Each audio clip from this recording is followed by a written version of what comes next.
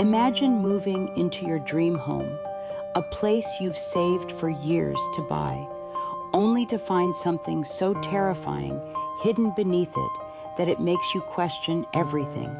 A locked door, a dark secret, and a truth that could force you to run for your life. Welcome to Shocking Stories, where we uncover the chilling tales that lurk behind closed doors. Today, we're diving into a story about a couple who thought they'd found paradise in a small town, only to stumble into a nightmare. Ever wonder what's hiding under your house?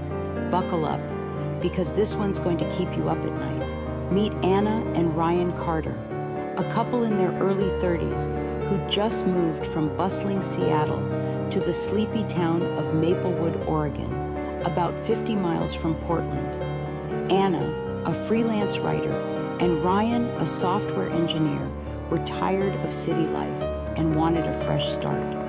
They found their dream home, a charming 3-bedroom, craftsman-style house with a big backyard and a wraparound porch, listed at a price that seemed too good to be true.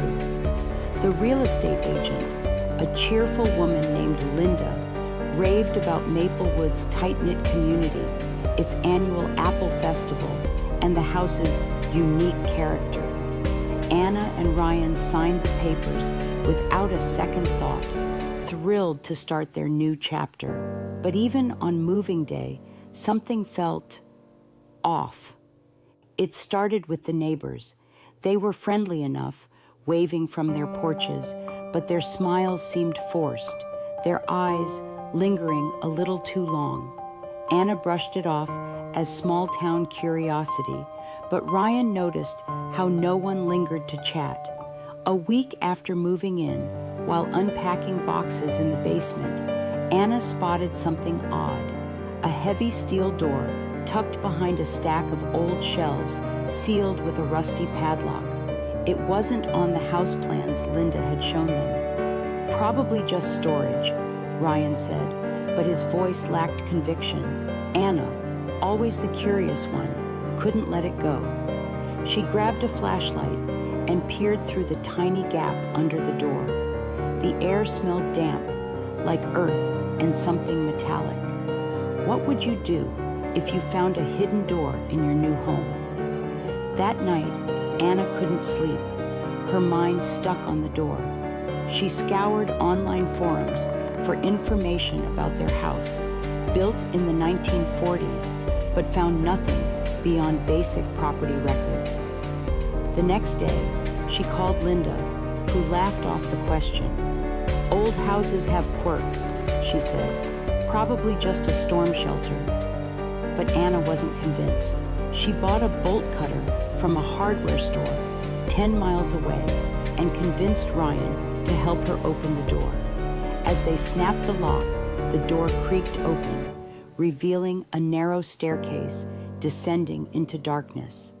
The air was thick, almost suffocating. Ryan hesitated, but Anna's curiosity won out. They descended, their flashlights casting shaky beams on concrete walls. At the bottom was a small room, no bigger than 10 by 10 feet, with a single bare bulb hanging from the ceiling. On a rickety table sat a dusty notebook, a rusted knife, and a box of faded photographs. Anna's heart pounded as she opened the notebook. The first page read, "The Harper Family, 1978. Who were the Harpers? And why was their stuff locked away like this?" The notebook was filled with cryptic entries, dates, times, and phrases like "they can't know" and "it's done." The photos showed a family of 4, a couple, a teenage girl, and a young boy, smiling in front of the same house Anna and Ryan now owned. But the last photo was different, a grainy image of the basement room with a dark stain on the floor. Anna's stomach churned. "We need to find out who these people were," she whispered. Ryan, pale, nodded. As they climbed back upstairs, they heard a faint knock at the front door. It was a neighbor, an older man named Frank, who looked uneasy. "You folks settling in okay?" he asked, his eyes darting to the basement door. Anna lied, saying everything was fine, but Frank's warning stuck with her. Some things in old houses are best left alone. Ever get that feeling you've stumbled onto something you weren't meant to find? Let's see what Anna and Ryan uncover next. You ever move somewhere new and feel like the walls are whispering secrets? That's where Anna and Ryan were, standing in their dream home, holding a notebook that felt like a ticking time bomb. A hidden basement room, a mysterious family, and a neighbor who seemed to know more than he let on. Welcome back to Shocking Stories, where we're peeling back the layers of a mystery that shook a small town to its core. Ready to dive deeper? Because this story's about to take a dark turn. What would you do if you found a secret that could ruin everything? Anna couldn't stop thinking about the notebook. The entries were written in a shaky hand, detailing the daily lives of the Harper family. John, Mary, their daughter Emily, and son Tommy. But the tone grew darker over time, with phrases like, "He's watching," and "No one can leave." Anna and Ryan searched online for the Harpers, finding a local news article from 1979. The headline read, "Maplewood family vanishes without a trace." The article described how the Harpers, well liked in town, disappeared one night, leaving their car in the driveway and dinner on the table. No suspects, no leads, just rumors of a family dispute. Anna's mind raced. Had something happened in that basement room? And why was it locked away? Determined to learn more, Anna visited the Maplewood Library, a small building 2 miles from their house. The librarian, a woman in her 60s named Doris, recognized the name Harper immediately. "Sad story," she said, her voice low. "Folks said John Harper was in debt, owed money to some bad people." Doris hinted at a local businessman, Carl Weaver, who ran a loan sharking operation in the 70s.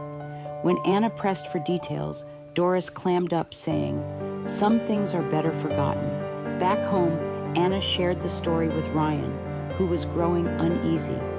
"Maybe we should stop," he said, glancing at the basement door. But Anna was hooked. She found a phone number for a retired sheriff, Ed Monroe, who'd worked the Harper case. Ed, now in his 80s, lived 30 miles away in Salem. Ed met Anna at a diner, his hands trembling as he sipped coffee. He confirmed the Harper's disappearance was the biggest mystery of his career.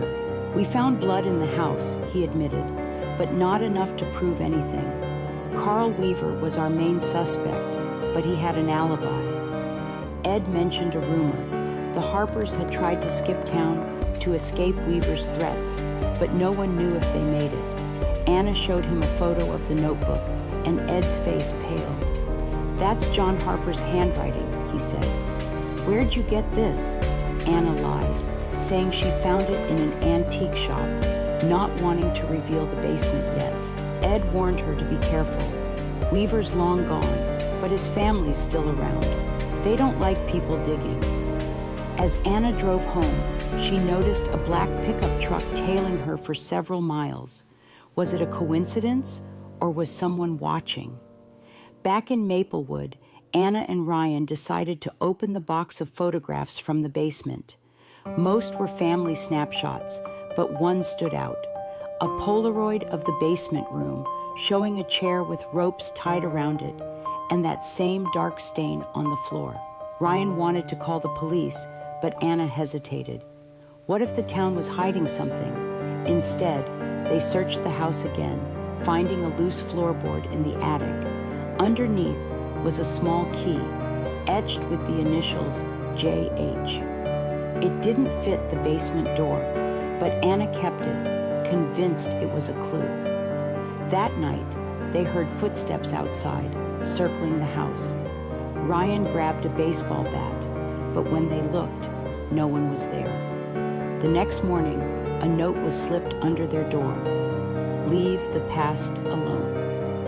Anna's heart raced. Someone knew what they'd found. Ever feel like you're being hunted by a secret you can't escape? Let's find out what happens when Anna pushes too far. You ever feel like you're holding a match near a powder keg, one wrong move away from everything blowing up? That's where Anna and Ryan were, trapped in a house with a secret that felt alive, breathing down their necks. A hidden room, a vanished family, and a town that wanted to keep its ghosts buried. Welcome back to Shocking Stories, where we're about to uncover the truth that sent a couple running for their lives. Ready for the final twist? Because this one's going to hit you hard. What would you do if your home turned into a nightmare? Anna and Ryan were shaken by the note, but Anna refused to back down. She contacted a local historian, Margaret, who'd written a book on Maplewood's history. Margaret agreed to meet at a coffee shop 5 miles from town. Over coffee, she revealed that Carl Weaver wasn't just a loan shark. He was tied to a smuggling ring that operated out of Maplewood in the 70s. The Harpers, she said, had rented their house from Weaver. Rumor was John Harper had borrowed money to save his business, but when he couldn't pay, Weaver got violent. Margaret lowered her voice. Some say the Harpers didn't vanish, they were taken. Anna showed her the key with J.H. etched on it, and Margaret's eyes widened. That could belong to a safe deposit box at the old Maplewood Bank, she said. It's still standing, but it's abandoned now.